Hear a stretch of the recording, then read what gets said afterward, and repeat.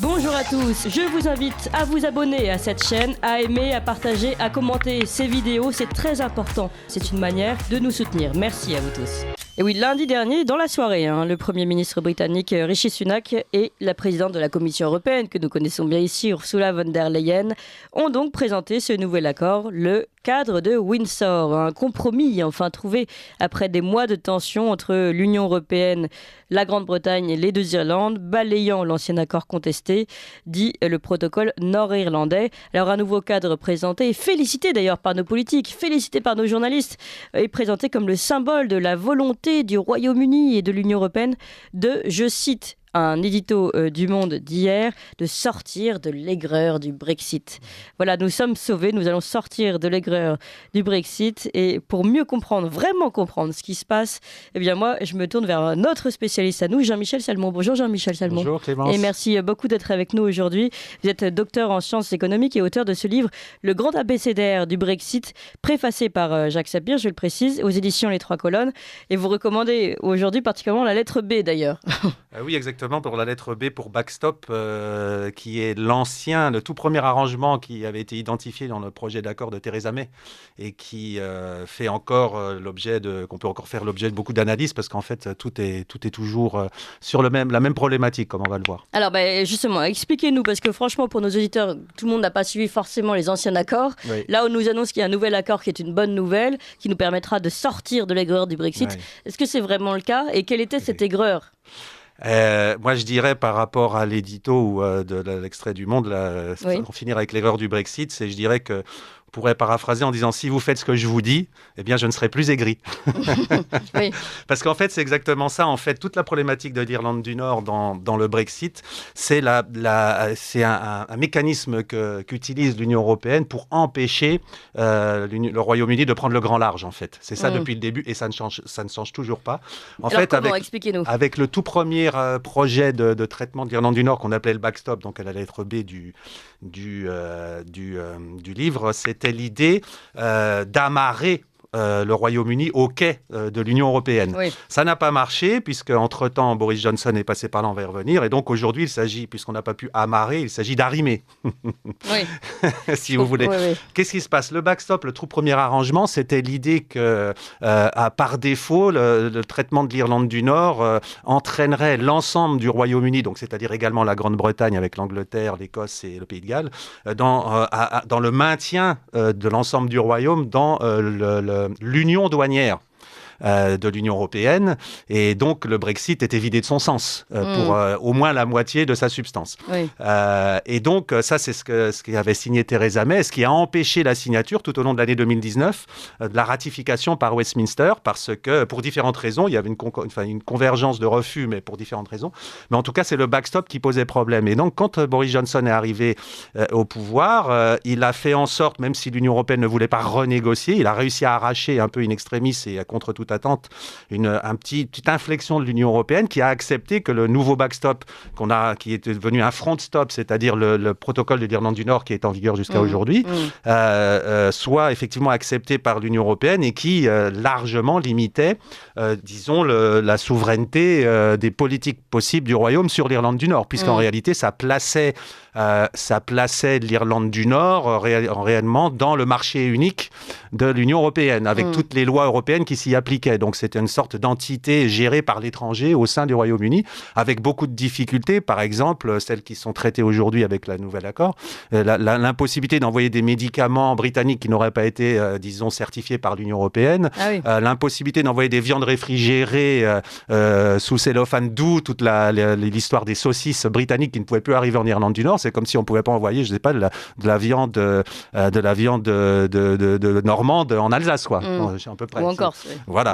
Donc c'était ça. Mais pourquoi Boris Johnson avait dû accepter ça à l'époque? Il avait accepté ça en une sorte de sacrifice disons, temporaire de l'Irlande du Nord, c'est parce qu'ils ne pensaient pas que l'Union européenne ferait autant de zèle pour ensuite embêter le Royaume-Uni sur sa région, sa nation, Irlande du Nord. Et aussi parce qu'ils n'avaient pas le choix, parce que son Parlement l'avait bloqué, avait interdit le no deal, et donc c'était soit ça ou pas de Brexit. Donc il a accepté ça. Ah oui.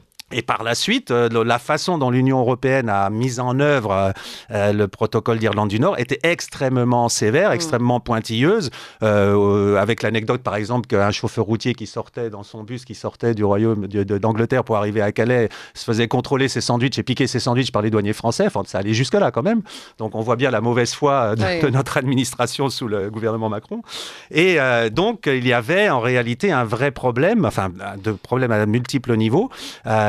Y compris le fait que la cour en dernier ressort qui devait juger des litiges en Irlande du Nord, c'était la Cour de justice européenne. Oui. Donc évidemment, pour un pays souverain qui quitte l'Union européenne, c'est quand même une pilule qui est assez dure à avaler.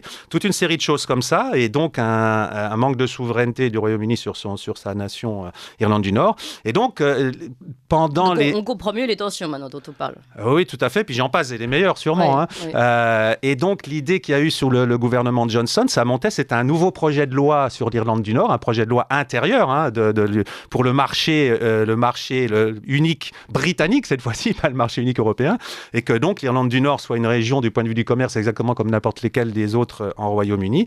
Et ce projet de loi était en gestation et était en train de remettre complètement par terre, disons, le protocole d'Irlande du Nord signé avec l'Union européenne. Et évidemment, ça faisait de nouveau jaser sur le continent en disant que Boris Johnson ne tient pas ses promesses. À peine signé, il redénonce alors que c'était un super accord soi-disant qu'il avait signé. Mais on rappelle toujours, il faut toujours rappeler qu'il avait signé ça sous la contrainte puisque c'était ça ou pas de Brexit. Ouais. Alors justement, l'enjeu qui Alors juste pardon, une petite parenthèse, comment c'était tout ça a été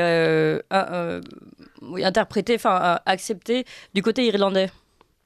Alors, du côté irlandais, on peut toujours distinguer les deux camps, évidemment. Ouais. Le camp nationaliste, enfin d'Irlande, République d'Irlande ou Irlande du Nord, vous voulez dire, dans la question un peu les deux. L'Irlande du Nord, oui. Ouais, l'Irlande du Nord, il y avait les nationalistes, donc ils sont pour un rattachement de l'Irlande du Nord avec, réunification de l'Irlande. Et donc, eux, évidemment, tout ce qui empêche un peu l'Irlande du Nord de partir vers le grand large avec le Royaume-Uni et rime justement la nation pour faire ce qu'on appelle All Island Economy, donc c'est-à-dire la même économie dans toute l'île. Ça, c'est pour les nationalistes, c'est toujours poussé dans ce sens. Et l'Union européenne s'en est beaucoup servi. Les nationalistes qui sont de plus en plus importants. Ce qu'on a dit dans les dernières élections. Oui, effectivement, pour la première fois historiquement, aux élections de l'Assemblée locale, le Parti nationaliste est passé devant pour la première fois d'une courte tête. Donc ça, il n'a pas énormément progressé sur le plan des voix, mais ça a suffi pour qu'il gagne et qu'il soit en tête. Et l'autre aspect, les autres parties prenantes, donc le DUP notamment, un parti loyaliste qui est pour le rattachement à la couronne, eh bien eux, ils ont toujours été effectivement très très un poil à gratter du gouvernement britannique parce qu'ils ont toujours fait en sorte que leur ligne rouge, c'est qu'il n'y ait pas de distinction dans le traitement de l'Irlande du Nord avec celui du reste du Royaume, c'est-à-dire la Grande-Bretagne. Oui. Or, justement, compte tenu du fait que l'Union européenne a utilisé l'Irlande du Nord comme un mécanisme pour arrimer le Royaume-Uni, justement, le gouvernement se retrouve devant, ou bien il prend le large, mais l'Irlande du Nord reste sur un régime, disons, type européen, et donc ça crée un schisme au sein du Royaume, ou bien, justement, pour ne pas qu'il y ait de schisme au sein du Royaume, c'était la vision de Theresa May, on va faire le moins possible quitter le navire britannique des eaux européennes. Et donc, ça devient un soft Brexit ou un Brexit qui est vidé de son sens. Alors donc, sur cette base-là, il y avait ce projet de loi qui était en gestation dans l'administration Johnson et également, peut-être même encore plus avec Liz Truss. Et donc, une des raisons de la cabale qui a été menée pour les faire chuter l'un après l'autre, c'était justement de mettre en place un homme qui serait, disons, plus proche des idées européennes, moins... Et c'est ce qui s'est passé. D'ailleurs, on avait vu pendant le débat parlementaire, Rishi Sunak, qui était alors chancelier de l'Échiquier, n'avait pas voté pour le passage de la loi. Il s'était absenté volontairement. Et puis, on comprend mieux encore aujourd'hui pourquoi. Parce qu'en réalité, le vrai enjeu derrière tout ce qui se passe aujourd'hui, c'est de faire en sorte que le protocole de l'Irlande du Nord, ou sa version, disons, un peu améliorée, mais qui sauvegarde l'essentiel du point de vue de l'Union européenne, c'est-à-dire l'arrimage, eh bien, ce nouveau protocole, il est là pour justement toujours empêcher le Royaume-Uni de prendre le large, quoi. C'est ça l'enjeu. Oui. Donc on a shooté, si je peux dire, Boris Johnson et Liz Truss pour arriver aujourd'hui où la nouvelle loi sur l'Irlande du Nord qui donnait les pleins pouvoirs et la pleine liberté au Royaume sur sa région soit enterrée et remplacée par une version, disons, nouvelle du protocole, mais qui maintient fondamentalement, disons, le contrôle de l'Irlande du Nord et donc par extension éventuellement du Royaume-Uni par l'Union européenne. C'est très très intéressant. intéressant votre analyse. Donc pour conclure, pour simplifier pour l'ensemble de nos auditeurs, finalement, on a cette nouvelle chaîne entre guillemets qui était envoyée sur l'Irlande du Nord et qui permet de retenir l'ensemble du navire du Royaume-Uni qui était censé prendre le large. Qui le permet dès lors que le gouvernement est dirigé par un europhile, c'est le cas, et qui en tout cas donne les moyens du contrôle, lui.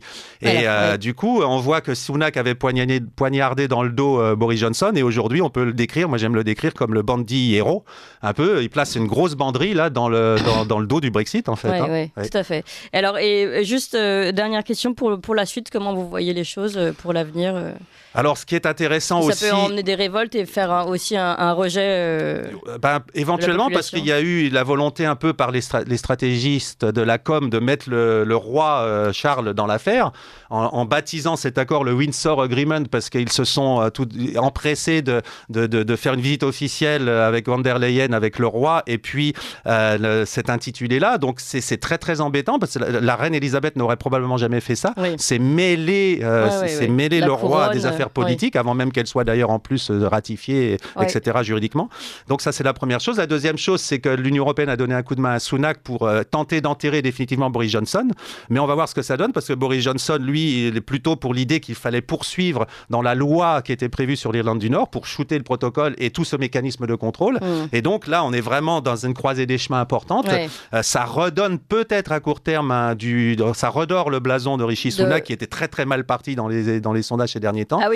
Mais de Boris Johnson aussi, pour les gens qui sont convaincus que c'est peut-être le seul sauveur. Oui, mais alors avec peut-être un effet boomerang, c'est qu'effectivement, si les gens dépassent l'écume et la com qu'on fait, notamment Sunak, comme le VRP de son accord hier, c'était extraordinaire, en étant d'ailleurs dans le factuellement faux dans ce qu'il a dit, si les gens réussissent à aller un peu plus loin, et notamment les Irlandais du Nord montent au front, ça risque de se retourner, et c'est de plus en plus ouvert, mais en tout cas, ce que l'Union européenne souhaite probablement, c'est que les travaillistes reprennent le pouvoir en 2024, puisqu'ils ont déjà approuvé le projet d'accord. Ça, c'est très clair. En tout cas, pour dépasser l'écume, il n'y a qu'une chose à faire, c'est écouter et lire Jean-Michel Salmon, le grand abécédaire du Brexit, préfacé par Jacques Sapir aux éditions Les Trois Colonnes. Merci encore.